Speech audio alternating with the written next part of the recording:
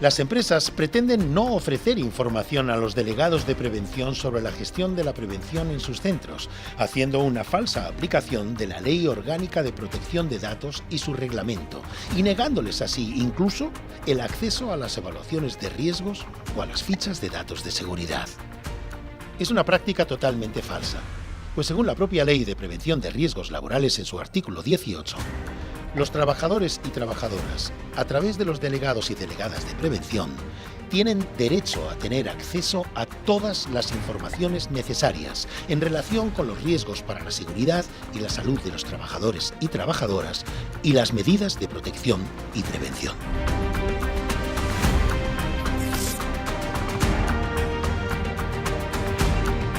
Corresponde al empresario el garantizar la seguridad y salud de sus trabajadores y trabajadoras en todos los aspectos relacionados con el trabajo según el artículo 14 de la propia ley. Las competencias de los delegados y delegadas son colaborar, promover y fomentar, ser consultados por el empresario y vigilar que se cumple con la normativa de prevención. Por lo tanto, es el delegado o delegada el que vigila que el empresario cumple con la legislación.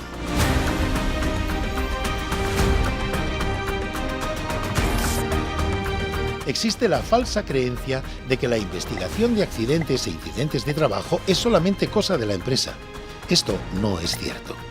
Los delegados o delegadas de prevención tienen derecho a conocer y estar presentes en dicha investigación y, paralelamente, efectuar su propia investigación sindical. De hecho, su actuación es imprescindible para garantizar que se protejan los derechos de las compañeras y compañeros accidentados, muy especialmente en los casos graves o mortales. Conviene recordar que la empresa tiene obligación de facilitar la información y copia de la comunicación oficial del accidente.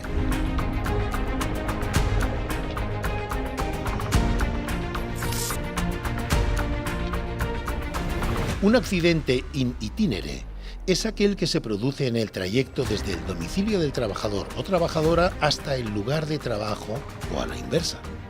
Realmente no está regulado ni el tiempo necesario para realizar dicho trayecto ni el recorrido en sí.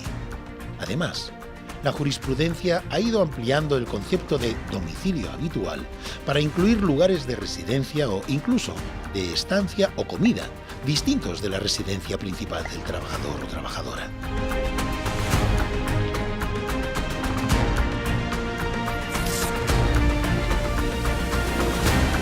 A la hora de adoptar medidas preventivas frente a cualquier factor de riesgo, siempre tienen que primar las medidas colectivas, las que protegen a todos los trabajadores frente a las individuales. Los equipos de protección individual nunca son la primera alternativa en prevención, sino al contrario, la última. El empresario está obligado a adoptar medidas preventivas colectivas y solamente si estas medidas no son suficientes, deberá proporcionarles un equipo de protección individual. Los riesgos psicosociales son la consecuencia directa de una mala organización del trabajo, por lo que son responsabilidad exclusiva de la empresa, que es la responsable de dicha organización. Se puede y se debe intervenir sobre ellos. La ciencia nos proporciona las herramientas necesarias a través de métodos de evaluación de riesgos psicosociales como el ISTAS 21. Además, existe la obligatoriedad legal de realizar la evaluación de riesgos psicosociales, igual que del resto de riesgos de seguridad, higiene o ergonomía.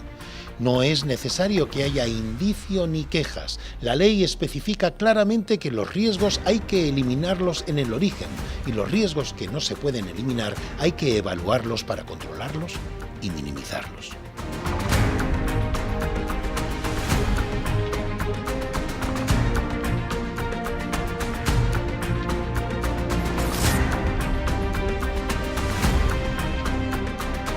Como delegado o delegada de prevención de la empresa, sobre todo si es la empresa principal y las subcontratas realizan labores que le correspondería hacer a ella, puedes dirigirte a los trabajadores y trabajadoras de las subcontratas y transmitir a tu empresa las deficiencias que observes. Tu empresa debe vigilar que las empresas subcontratadas cumplen con la normativa en prevención de riesgos laborales y tú debes vigilar que tu empresa cumple.